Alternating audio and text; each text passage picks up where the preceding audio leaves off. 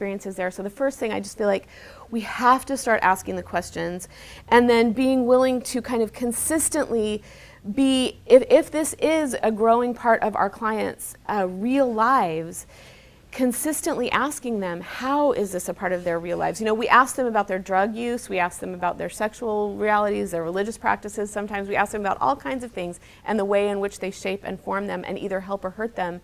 This is a primary place of help hurt that is untapped. So the first thing would be to ask about it. I ask about it on intake, and I ask consistently.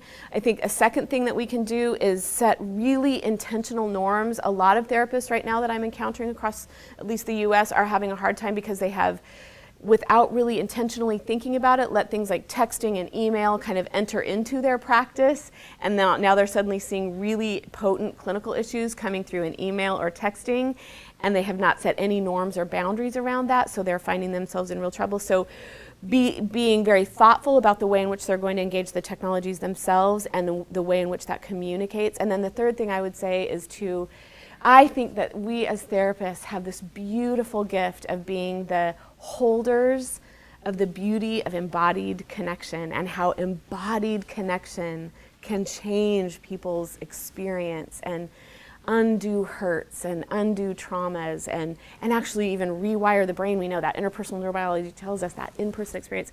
So if we could hold that role and model it beautifully and offer it authentically and deeply, I think we could change the world.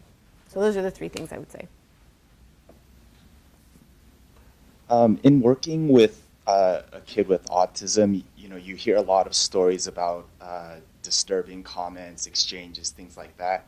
From a parental standpoint, a mentor, and then a therapist, is there a temptation to go into that medium and look at the comments? Is there an ethical boundary? Do you encourage it from a parent standpoint or as a therapist to go into that medium to...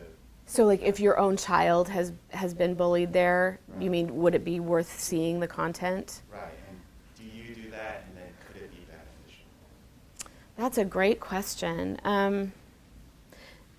That's a great question, and also that brings up another thing that, as a result of converting this to a shorter talk that I did not mention that I want to mention first of all. There are a few special populations who are going to be benefited from more time online. That also means that those individuals are likely going to experience more painful, potentially painful experiences online. Autistic individuals or individuals who exist on that spectrum, there are assistive technologies that help them immensely that are, only exist in digital spaces. Also individuals who identify as gay, lesbian,